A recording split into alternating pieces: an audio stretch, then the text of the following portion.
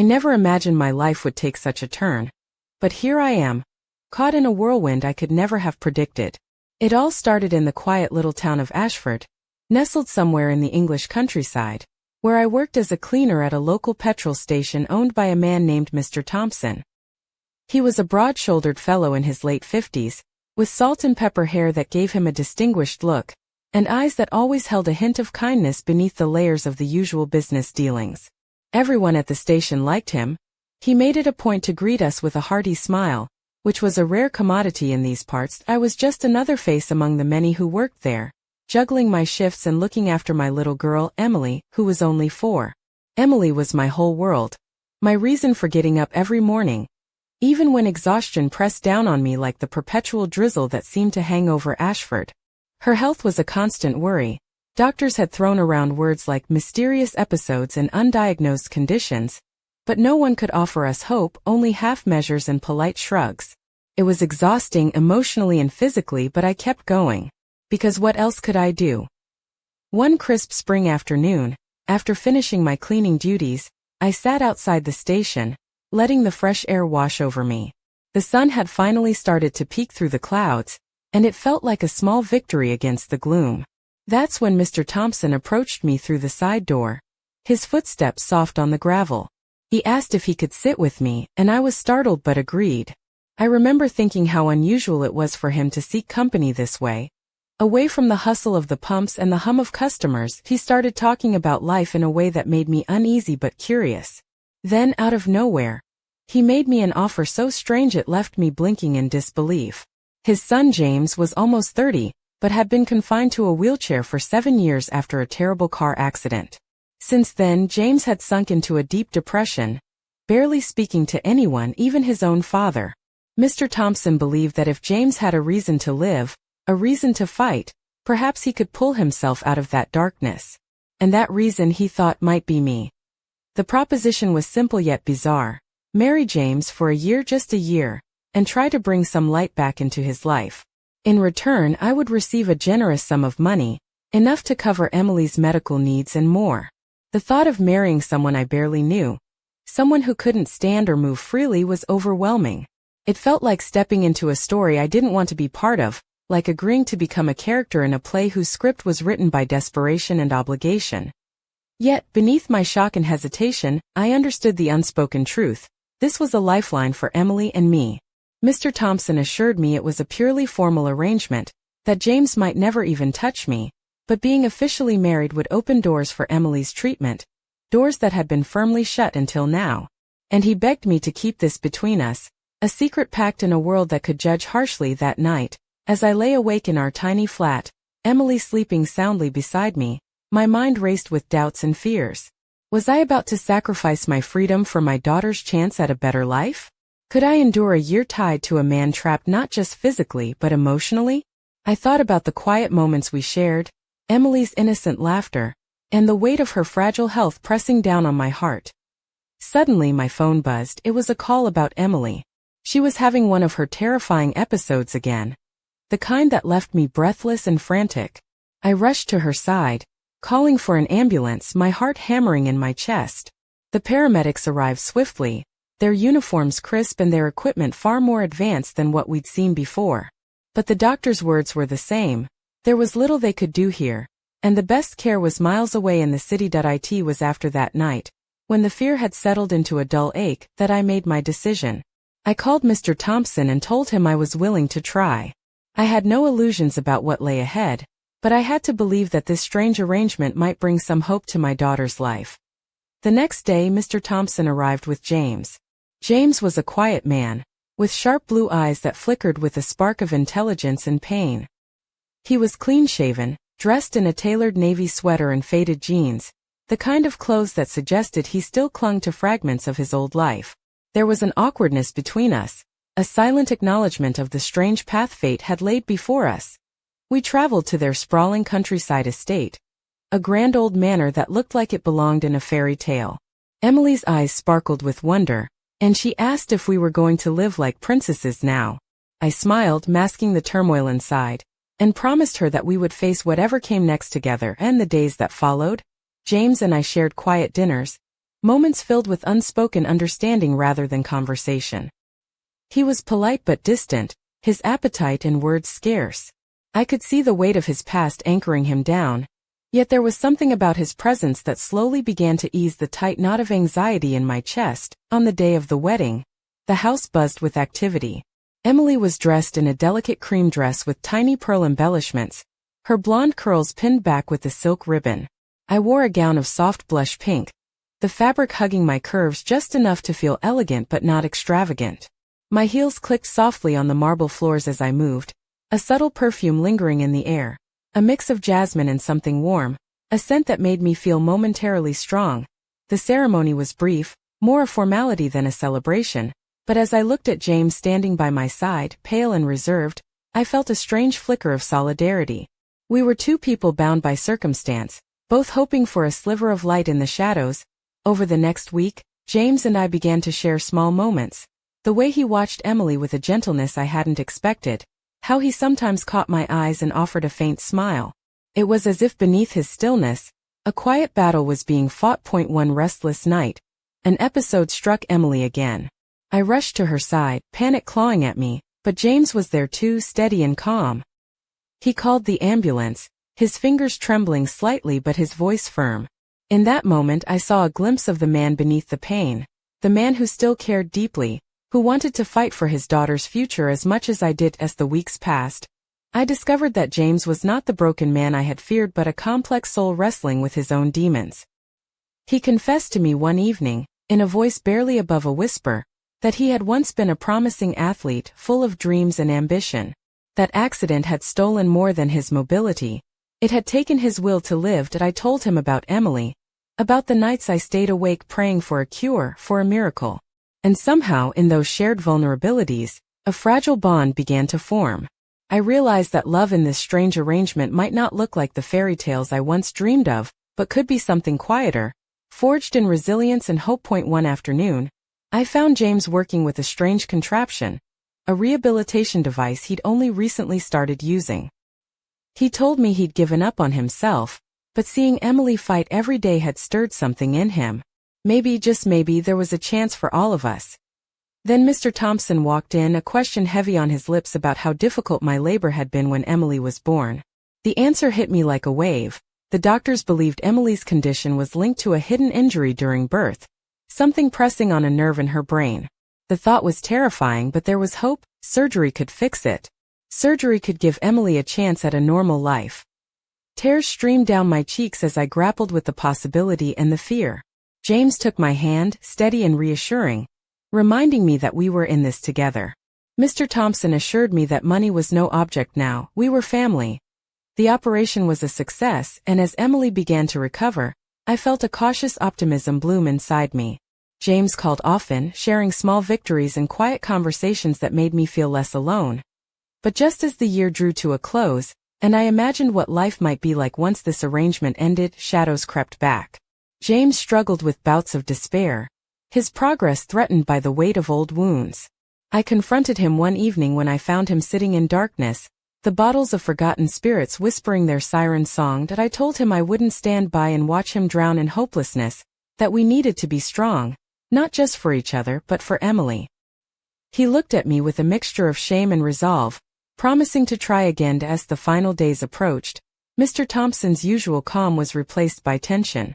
James was standing, unsteadily but standing nonetheless. The doctors were hopeful he'd walk again soon. And then, in a moment that changed everything, I told Mr. Thompson the news. Emily was going to have a sibling. The old man wept, a raw and unexpected display of emotion, holding us close as the future stretched out before us, uncertain, fragile but full of possibility. And just as I thought I could finally catch my breath, a knock came at the door. One that would shatter the fragile peace we'd built and force me to confront secrets better left buried. The knock at the door was sharp, unexpected, slicing through the quiet evening like a sudden gust of wind rattling the windows. I froze, the warmth of the moment between James, Emily, and me suddenly feeling fragile, as if a single breath could shatter it. My heart pounded, not with fear exactly, but a strange mix of anticipation and dread. Who could be calling at this hour, and why now? James glanced toward the door, his blue eyes narrowing slightly, a shadow crossing his pale face. I could tell he recognized the sound, or at least sensed the significance of the visitor. I smoothed my dress, a soft ivory silk with just enough shimmer to catch the light, the kind of dress I'd never imagined wearing before this year. My heels clicked quietly as I moved toward the door, fingers trembling just a little. Opening it, I found a man standing there, a stranger to me, but someone whose presence immediately unsettled the air. He was tall, with sharp features and dark hair slicked back neatly, dressed in a tailored black coat that seemed too formal for our country town. His eyes were cold, calculating, and as they met mine, a flicker of recognition passed between us. Though I couldn't place where we might have met, he didn't smile. Instead, he spoke with a voice smooth as silk but edged with steel. There was something about him that told me he wasn't here for pleasantries. I stepped back slightly, heart skipping, as a knot of unease twisted in my stomach. James appeared behind me, moving with quiet strength despite his years in the wheelchair. His presence was grounding, a shield against the unknown. He said nothing but held my hand tightly, as if to remind me silently that we were no longer alone. The man's words came swift and pointed, revealing a thread of secrets I hadn't even dared to imagine. He claimed to have information about the accident that had changed James's life, that car crash that had set us all on this strange path. He hinted at truths buried beneath layers of silence and protective lies, truths that could unravel everything we had fought so hard to build. And my mind raced. Was this a threat, a chance for closure, or something far more dangerous?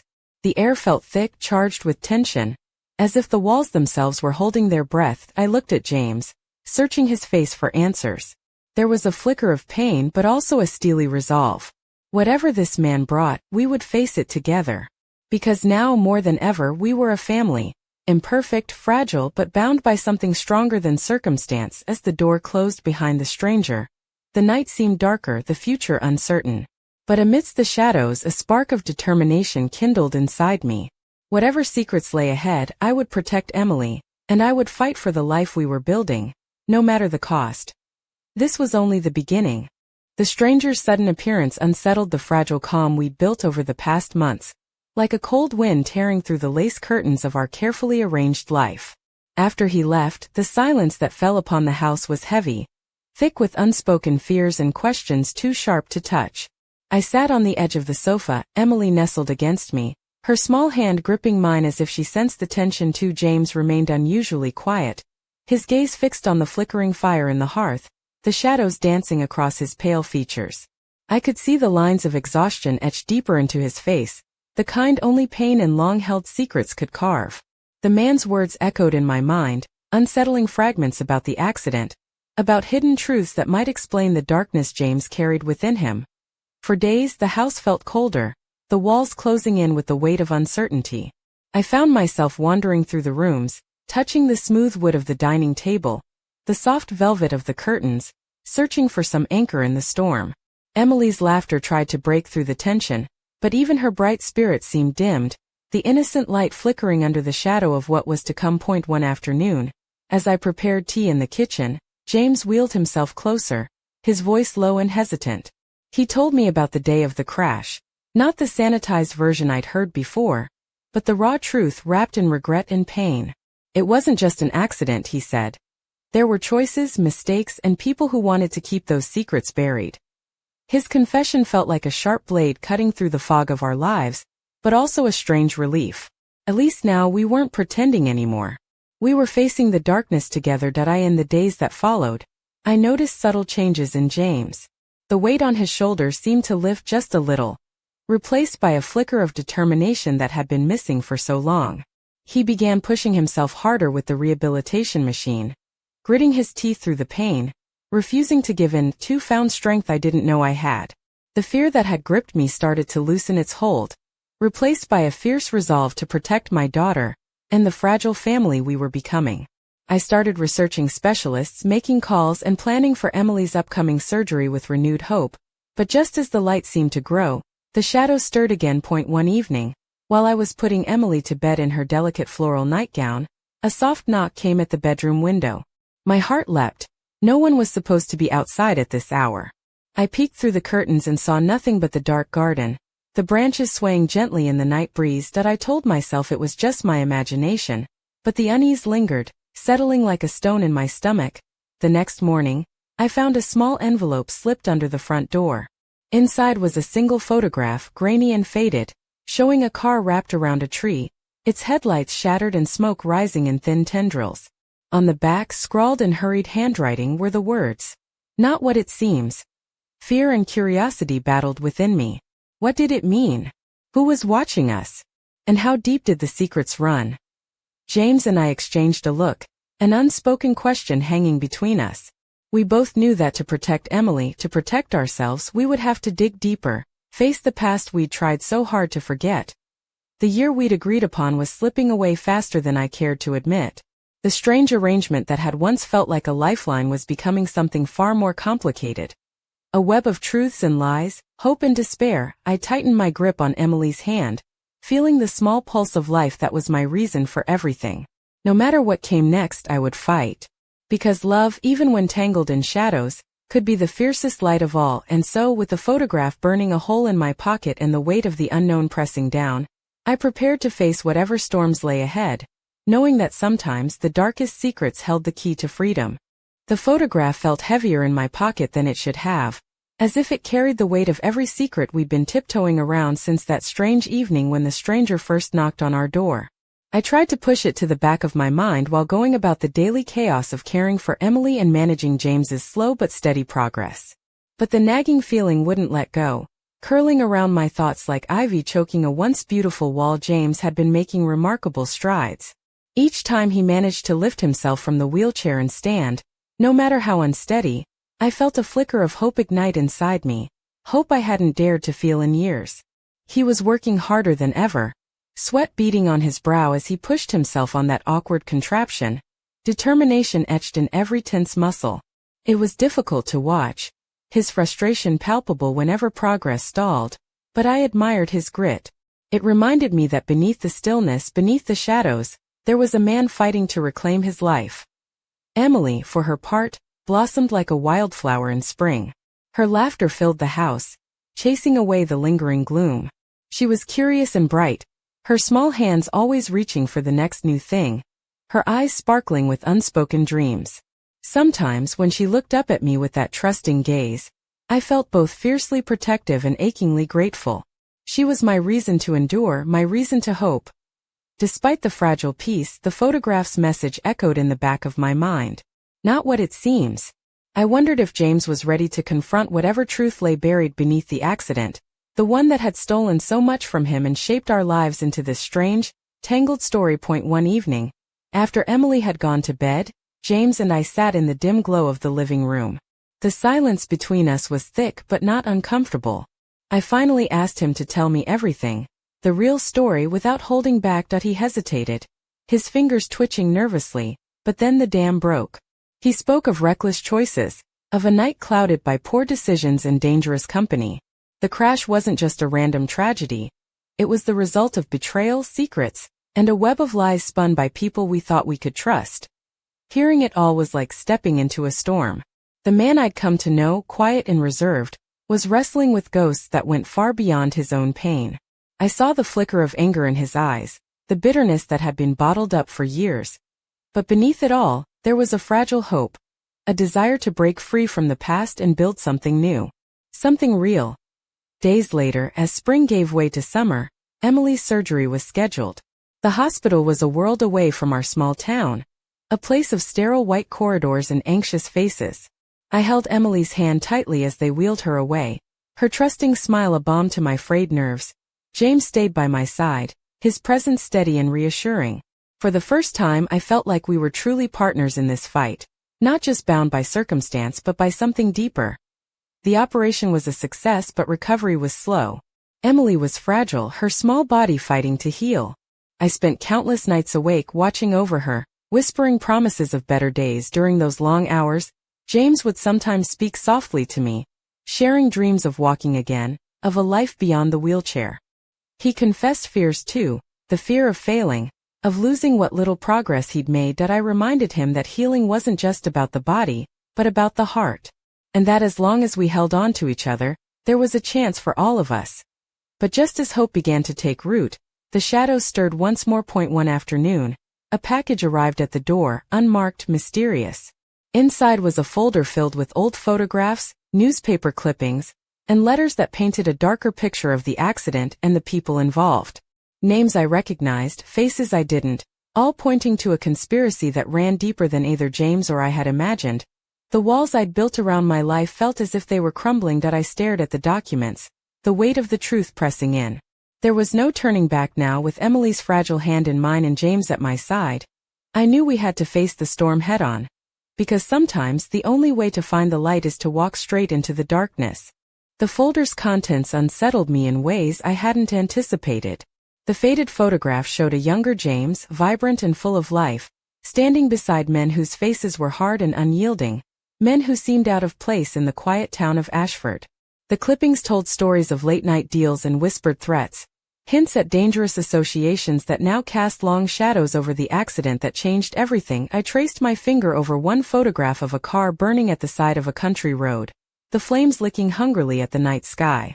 The image was haunting, but it was the handwritten notes scrawled on the margins that chilled me the most, references to cover-ups, to silenced witnesses, to debts paid in more than money. James sat beside me, his eyes dark and unreadable.